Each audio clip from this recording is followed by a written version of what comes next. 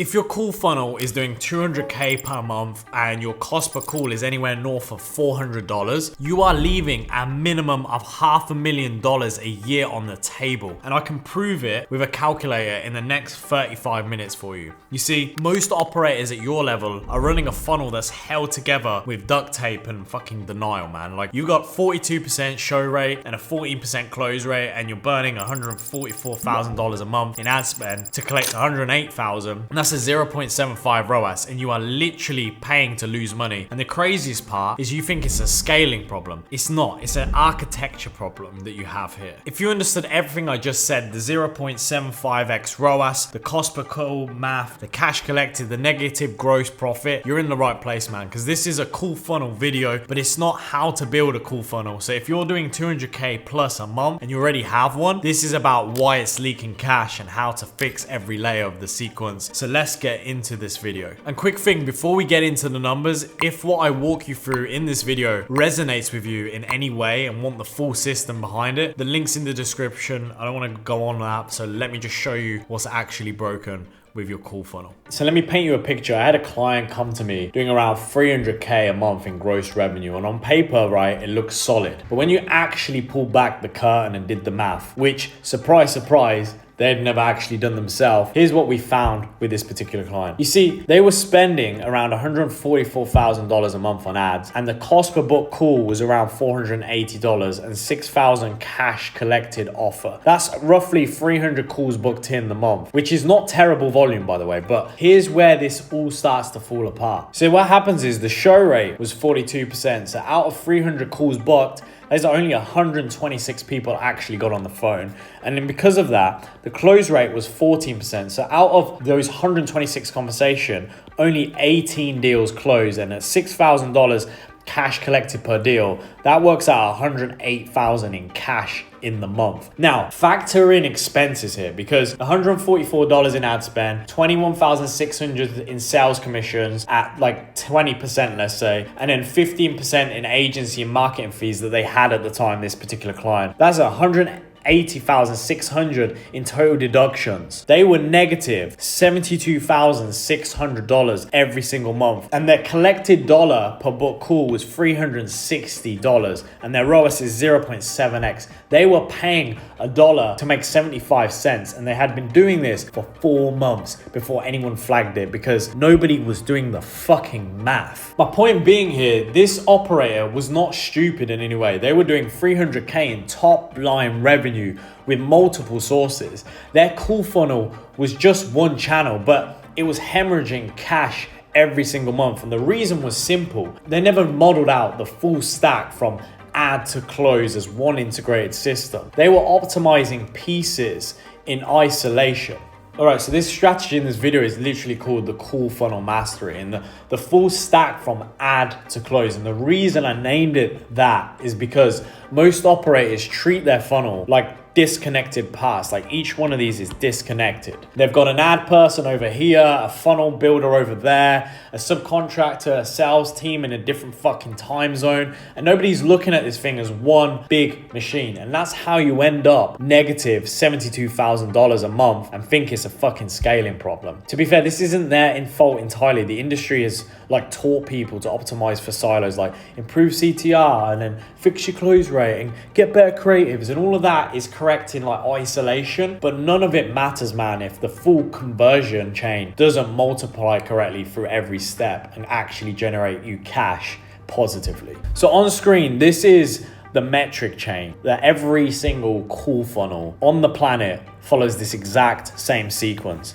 that you see here. Okay, so what we have is ad spend flows in, the cost per call determines the volume, the show rate then determines how many of those calls actually happen, close rate then literally determines how many of those conversations convert, AOV, which is average order value, determines how much cash you collect per conversion, and then you deduct your expenses to find out how much actual money you've made, or if you're subsidizing your business with other revenue sources. And this is the full stack chain and the full stack approach, which means we optimize this chain at 5 very specific leverage points in a specific order, because the sequence actually matters here. So let me walk you through each one. So the first step is cost per book call, okay? And the cost per book call architecture specifically.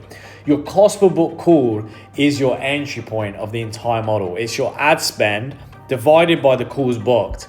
And it was quite simply give you a cost per book call. It's simple division, you probably know this already. Bear with me. But most operators have no idea what the actual tolerance is for the cost per book call. They just want it as low as possible, or somebody's told them it's a specific number, which is the financial equivalent of saying, like, I want to be rich, but without knowing what that fucking number means, all right? It's just silly. Like, we can't act like this if we want to scale. So in our story example above, they were at a $480 per call. And after implementing what I'm about to show you today, we actually got this thing to $280 per book call. How? Well, there's three things, right? So firstly, there is creative diversity. If you're running the same 3 ads for 6 weeks, your cost per call is inflating every single day because of ad fatigue. At $144,000 a month in spend, you need to be relaunching creators every 3 to 4 days. Not tweaking, relaunching. New hooks, new angles, new environments. We call this the creative entropy protocol.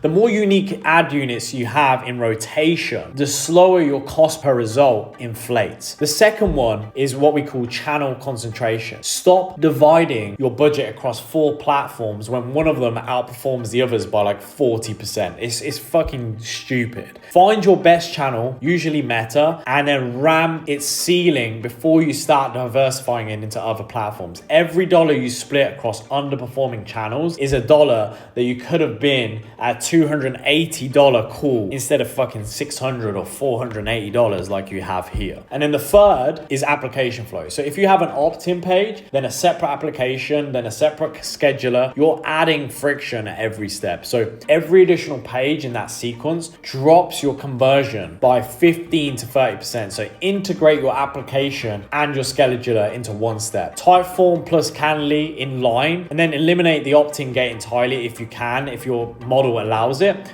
Fewer steps means more calls, means lower cost per call. So if you do all these things, you can get from that 480 down to the 280 here. Quite simply, with creative entropy, like I've mentioned, channel concentration, as mentioned, and then finally improving your app flow. By doing all these 3, you can quite simply bring that cost per book call cost down. So common mistakes that I see time and time again is spending more money to fix a high cost per call. Now, high cost per call is a creative and funnel problem, not a budget problem here, right? So spending more on broken creatives just burns your cash faster. Now, step number 2 is show rate engineering. And this is so important for the call funnel, man. This is where most of the money is actually hiding. And I mean that literally. The difference between 42% show rate and a 72% show rate on the same number of calls is the difference between 126 conversations and 514 conversations. That's not a marginal improvement. That is a 4 times the amount of selling opportunities just by improving this show rate. So before it was show rate at 42% and that had 300 people shown. If you improve the show rate, you can get to a 72%, which means 514 people show rather than that. And to be clear, I use the optimized call volume of 714 for that comparison. So you can see the compounding effect. When you reduce cost per book call and increase show rate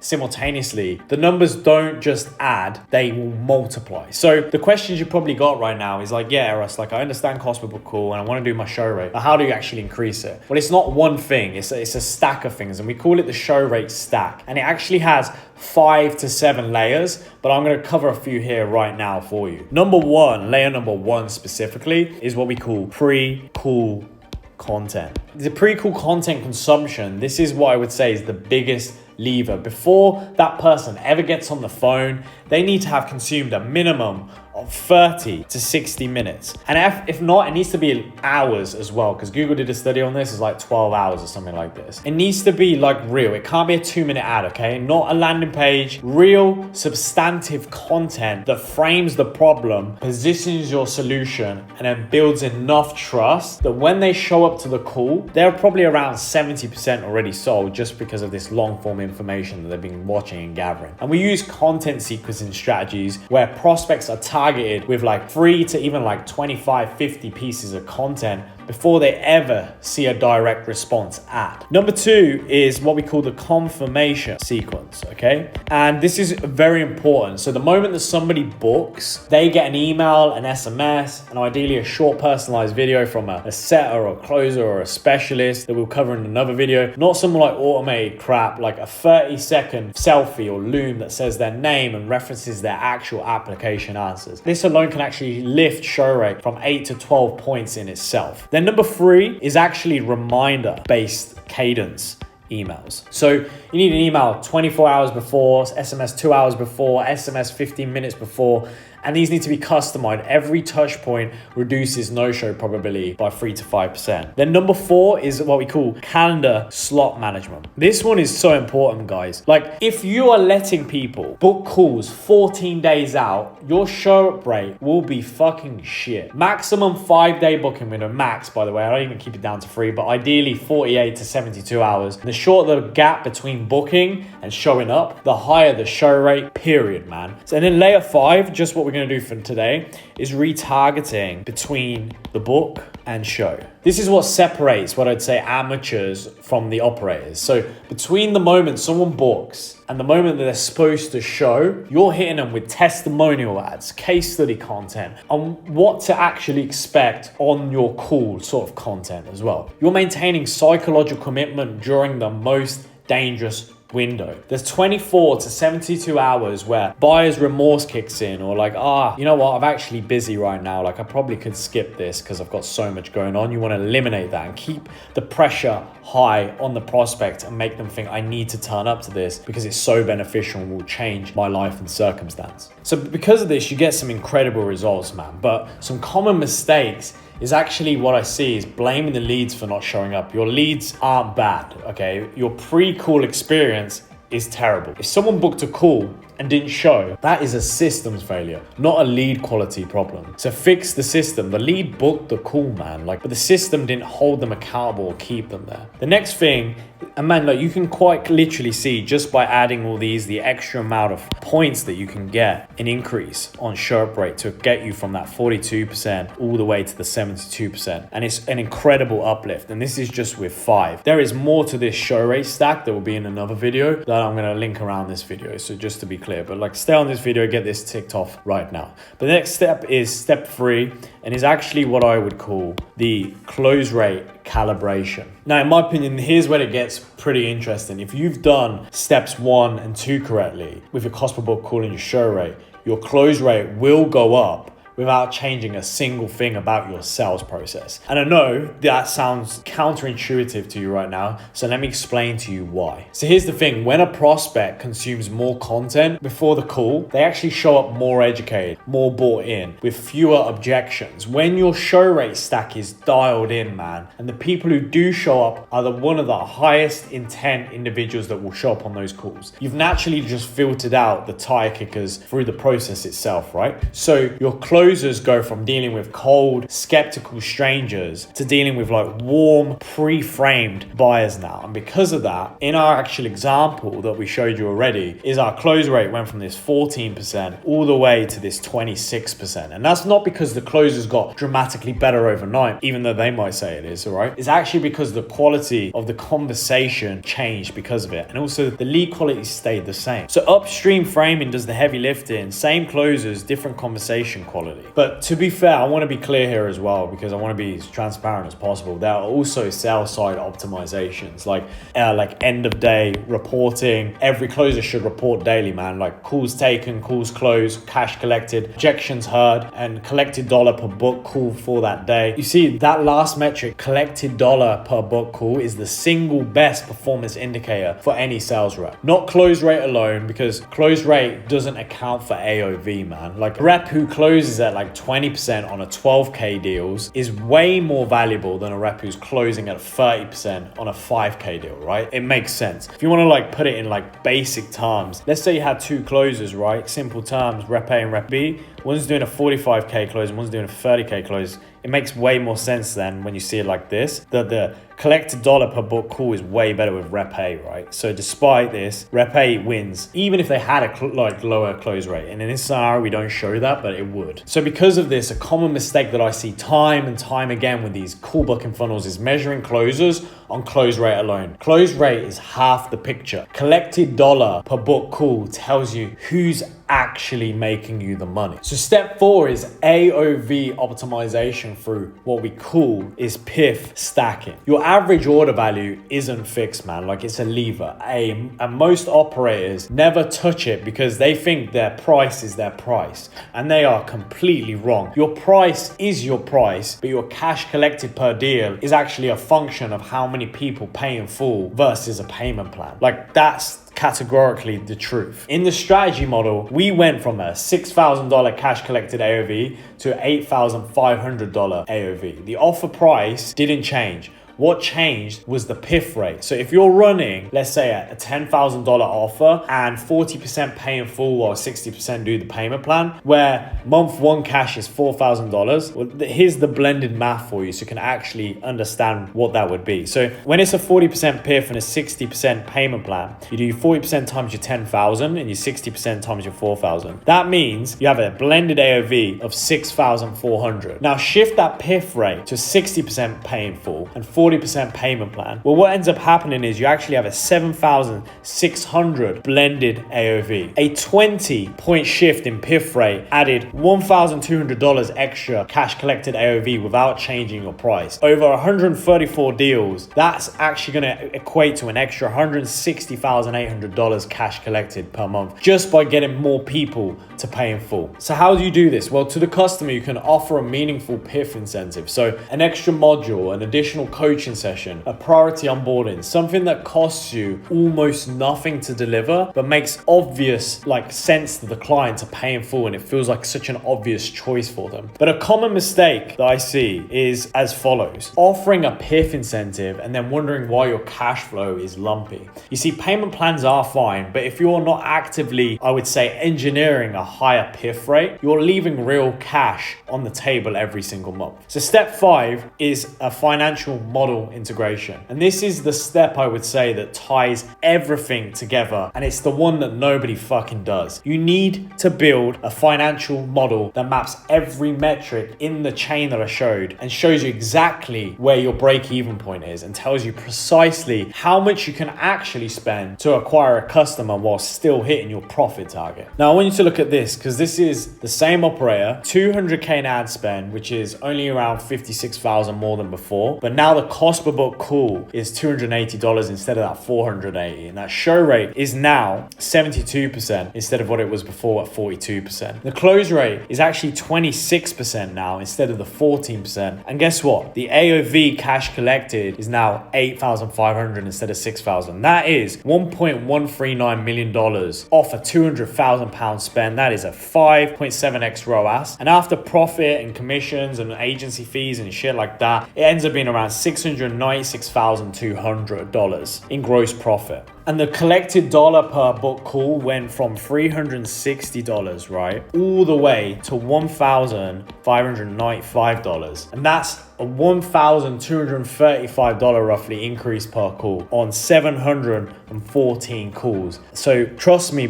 ladies and gentlemen, that is where the money is happening. Okay, so to put it quite blankly, if you want to see it as before and after comparison, you've gone from 144 to 200,000, 480 to $280 in cost per book call. The calls volume also increased, show up rate increased, close rate increased, and the deals also increased, and the AOV also increased, which then has a compounding effect on the gross profit and cash collected. That is a $768,800 per month swing. Okay, my point being, I'm not here to show off. My point is here, this isn't about just the cost per call. It's not just one thing. It's not about better ads or better closers or better creative. It's about the full stack working as one big whole system. And that is what the call funnel is essentially, ladies and gentlemen.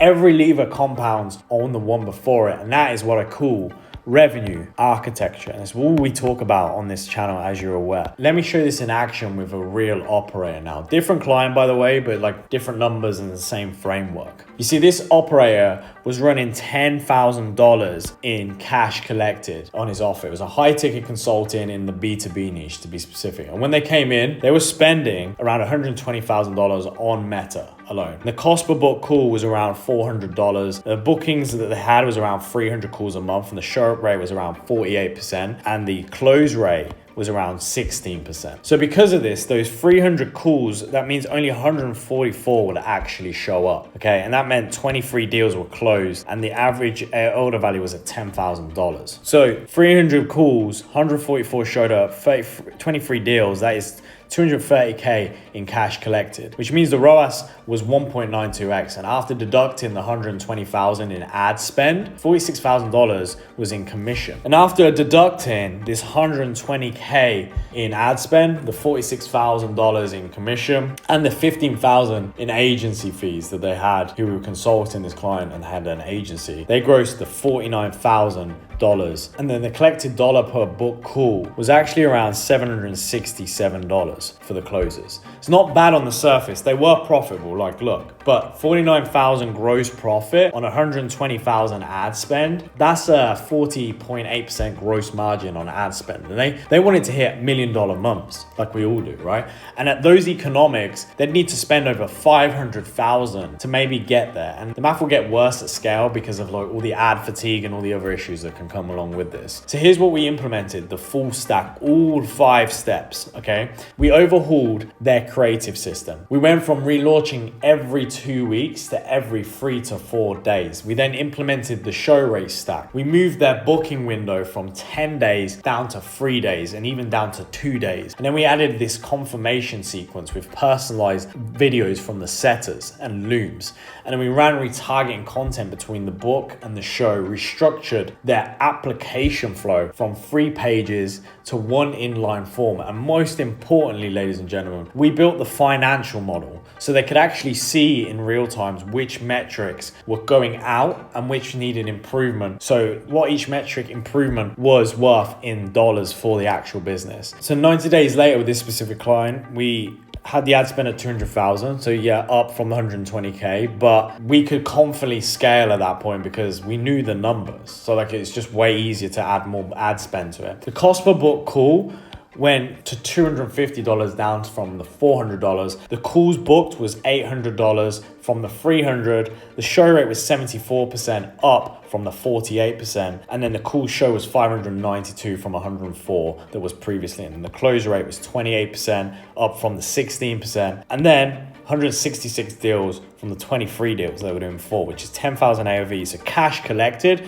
was 1.66 million. ROAS 8.3x, ladies and gentlemen. Incredible results. So the gross profit was $1.113 million in gross profit. That's from 49,000 to 113, right? Million. That's a $1.64 million per month in lift in gross profit. And then annualized, before it was 2.76 and after it is a 19.92 million if they were to keep that going, which is an insane amount of extra gross profit from 588 to 13.36. This here has completely changed and it has become a completely different business on how it would operate going through the months to hit this number now. That is a 12.77 million a year gross profit. Completely different business now because of it. Remember the important metric of collected dollar per call? That went from $767 to $2,075, which is actually a $1,308 improvement per call. That there, ladies and gentlemen, is the power of like fully stacking everything together on a VSL funnel. All right, let me hit you now with the 3 mistakes that I probably would see most operators make with this particular strategy and within this particular funnel. And to be clear, I see like all 3 of these in pretty much every single week when there's a new engagement, and it's so common, more than you think, right? So mistake number 1 is optimizing one metric in isolation. So you hire an agency, let's say, and then they say, look, we dropped the cost per book call from $400 to $250. Great, right? But if your show rate is still 42% and your close rate is still 14%, you've just basically essentially bought more calls that don't show up and don't fucking close. So the math is still broken. Like, you're just burning money more efficiently. Every metric in the chain will affect every other metric, which makes sense right now. You've seen it all laid out today. You have to model the full stack, not just one piece. Mistake number 2, which is this one here, is, I see this so often, by the way, ladies and gentlemen, is not knowing your cost per call ceiling. So you see, most operators will freak out if their cost per call goes above $300. But depending on your show rate, your close rate, and AOV all together, you might be able to endure a $600 cost per call. And I've seen this a lot, okay? And a lot of clients are just like not scaling because they don't know this. And it'll still be wildly profitable. In the case study, at $250 per cost call and 74% show rate and the 28% close rate and then at 10K AOV, the collected dollar per book call was $2,075. That means they could theoretically spend up to $2,075 per book call and break even on cash collected. Obviously, you wouldn't want to do that. But knowing your ceiling gives you this confidence to scale. And without that number, you're just guessing. And guessing at 200K a month in ad spend is an expensive hobby, I can assure you. Now, mistake number 3 is running a 2 call close when a 1 call close would outperform on your particular offer. And to be fair, I'll be clear here, 2 call closes have their place. Like, you have to be very specific where you put them. But every additional step in your process compounds the loss. If you add a setter step with a 65% handoff rate and then a second call with a 60% rate, like show up rate, you've already lost 74% of your original call volume, because before anyone even tries to close. In a 1 call model, you lose less people per step. And even with a lower close rate, you typically will net more revenue and more profit. So do the maths specifically for your business. Model both, by the way. Like, that's the best way of doing this. I'm highly biased towards 1 call closes for operators at this level because, once again, simplicity scales up a lot easier. So there you just saw what the full stack system does to an exact call funnel. 49,000 gross profit to $1.1 million and then 1.92x to an 8.3x. And that's with the same offer price, the same niche and the same team. And yes, a little bit more ad spend, I'll be clear. But if you're sitting there running the numbers in your head and thinking, shit, my funnel has the same problems, like, good. That means you're paying attention. Now, here's the thing. What I just showed you is maybe like 10 to 15% of the full system. The financial model templates, the creative rotation SOPs, the show rate stack, the implementation guide, and the end of day reporting framework that we use with our closers, the PIF incentive structures, all of that is inside the program. Link is in the description, go check it out. I'm not gonna sit here and hard sell you. You're an operator, you know what good investment looks like. Just go look at it, book a call if it's something you're interested in. All right, so how do you actually do this? Let me give you the priority order so you're not just like running around trying to do everything at once, because that is a schoolboy error if you go ahead and do that. So here is a 12-week implementation plan that you can start from today. So week 1 to 2 is you want to build a financial model, man. Before you touch a single ad or have a single conversation with your sales team, you model out your current numbers. Every metric in the chain: ad spend, cost per call, calls booked, show rate, calls showed, close rate, deals, AOV, cash collected, commissions, the agency fee if you're paying an agency, the gross profit. Plug in your real numbers and find out where you actually are. Most operators are shocked when they see it in black and white, and this is why it's so important that this is the first step and you do it correctly. In week 2 to 4, you want to fix your show up rate, man. This is the highest leverage fix that you can put in tomorrow. Implement the confirmation sequence, put this booking window and reduce it down and add the reminders. You want to set up your reminders and like in a good cadence as well. This alone, if you're currently sub 50 in show up rate, should get you into the low 60s within 2 or 3 weeks. No additional ad spend is required if you do this bit here. Just the systems, just get this in place. Then week 3 to 6, overhaul your creative system. If you're relaunching creatives less often than every 5 days at your spend level, start there, man, okay? But build a creative pipeline that has about 8 to 12 ad units ready to rotate at any given time so you can throw them in. This is what drives your cost per call down over time. So just for budget, assume 5 to 10% of your ad spend is going towards creative budget production. Okay, so on a $200,000 a month, that is 10 to 20K in creative costs. So there's like, that's what we call like a are non-working media, just for context, but there's stuff that goes on creative production. So weeks 4 to 8 is the like end to end, I would say, or end of day sales reporting. Get your closers reporting daily on cash collected per booked call. Start tracking the performance by rep, by day, by week. The data here will tell you who's producing and who's costing you a shitload of money. The expected timeline to see like a meaningful close rate improvement from better upstream framing specifically is around 30 to 60 days, okay? Just for context. And then finally we have week 6 to 12, which is the AOV optimization and scale. So once your show rate and your close rate are now stabilized, you want to then introduce the PIF incentive stack.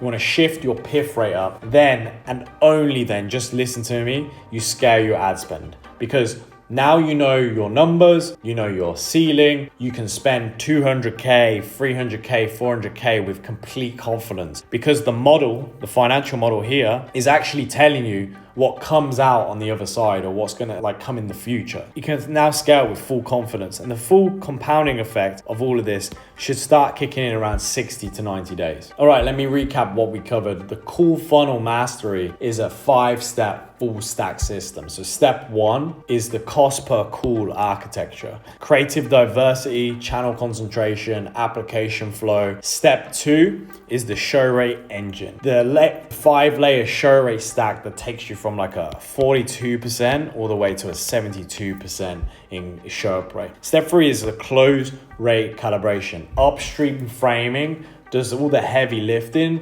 Track collected dollar per booked call is what you want to be tracking. And then step 4 is AOV optimization. This is PIF stacking to increase cash collected without changing your price. And step 5 is the financial model integration, the model that ties it all together and gives you the confidence to scale this thing. So if you want the full SOPs, the templates, the financial model builders, the creative frameworks, the show rate stack, the implementation guides, it's all inside the program. Once again, the link is in the description, so go and check that out. You won't be disappointed. We're just gonna have a chat, man. There's no pressure there at all. So if you got value from this, hit the subscribe. We drop this kind of content every single week on what we call revenue architecture. Not hype, no fucking guru shit, just pure maths and explanations. And if you want to go deeper on show rate piece specifically, because I would say that's where most of the money is actually hiding, go and check out my other video up on the follow-up sequences and the other layers to show up rate stacking. That has probably tripled our show rate for most of our clients. And I'll break down the exact system layer by layer for you. So the link should be right there in the description or around this video, as you can see here. So go there, go and watch our other videos and go and get rich, man. Go and get a lot richer. We'll speak soon.